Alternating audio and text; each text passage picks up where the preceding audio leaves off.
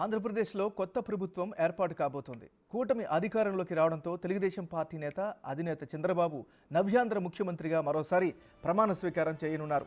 ఈ నెల 12వ తారీఖున ముఖ్యమంత్రిగా చంద్రబాబు ప్రమాణ స్వీకారానికి ముహూర్తం ఫిక్స్ అయింది. వాస్తవానికి 9వ తారీఖునే ప్రమాణ స్వీకారం చేయాలి అనుకున్నప్పటికీ అదే రోజు ప్రధాని మోడీ ప్రమాణ స్వీకార కార్యక్రమం ఉండడంతో చంద్రబాబు తన నిర్ణయాన్ని మార్చుకున్నట్లు తెలుస్తోంది.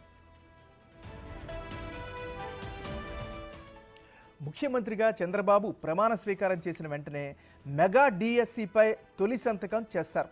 వృద్ధులు, వికలాంగులకు 4,000 రూపాయల పెన్షన్ ఇస్తారు. దాంతోపాటు ముందుగానే హామీ ఇచ్చినట్లుగా ఏప్రిల్, మే, జూన్ 3 నెలలు కలిపి జూలైలో 7,000 పెన్షన్ ఇస్తారు.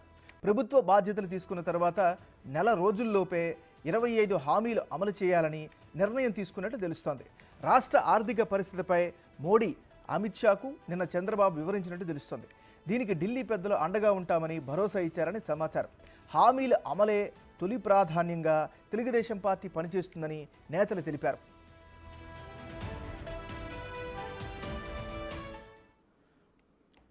మనం బ్రేకింగ్ న్యూస్ చూస్తున్నాం. ఆంధ్రప్రదేశ్లో కొత్త ప్రభుత్వం ఏర్పాటు కాబోతుంది. కూటమి అధికారంలోకి రావడంతో తెలుగుదేశం పార్టీ అధినేత చంద్రబాబు నవ్యాంధ్ర ముఖ్యమంత్రిగా మరోసారి ప్రమాణ స్వీకారం చేయనున్నారు. ఈ నెల 12న ముఖ్యమంత్రిగా చంద్రబాబు ప్రమాణ స్వీకారానికి మొత్తం ఫిక్స్ అయింది. ఇక పూర్తి స్థాయి సమాచారాన్ని విజయవాడ నుంచి మా రిపోర్టర్ మల్లికార్జున్ అందిస్తారు. మల్లికార్జున్, మార్నింగ్ చెప్పండి, మీ దగ్గర ఉన్న అప్డేట్స్ ఏంటి? నాగరాజ్, ఏదైతే ఉందో ఎన్డీఏ ప్రభుత్వం అంటే అధిక మెజార్టీతో కూడా గెలిపోవడం జరిగింది. తర్వాత ప్రమాణ స్వీకారానికి సంబంధించిన ఏర్పాట్లు కూడా చకచకా జరిగిపోతున్న పరిస్థితి కూడా కనిపిస్తూ ఉంది.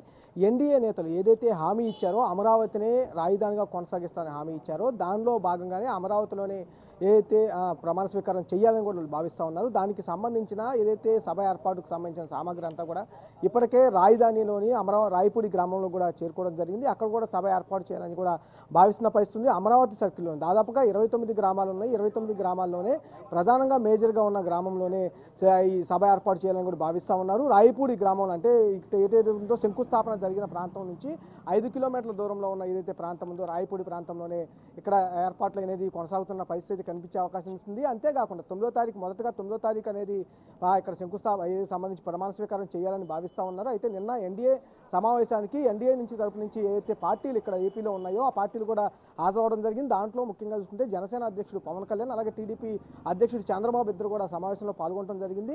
మూడోసారి ఎన్డీఏ కేంద్రంలో అధికారంలోకి రాబోతున్న నేపథ్యంలో ప్రధానిగా నరేంద్ర మోడీ ప్రమాణ స్వీకారం చేయబోతున్నారు కాబట్టి ఆయన ప్రమాణ స్వీకారం చేసే డేట్ అనేది నిన్న కొంత ఫిక్స్ అయినట్టు కూడా తెలుస్తూ ఉంది. అది 9వ తారీఖు ఫిక్స్ అయినట్టు కూడా చెప్తా ఉన్న పరిస్థితి.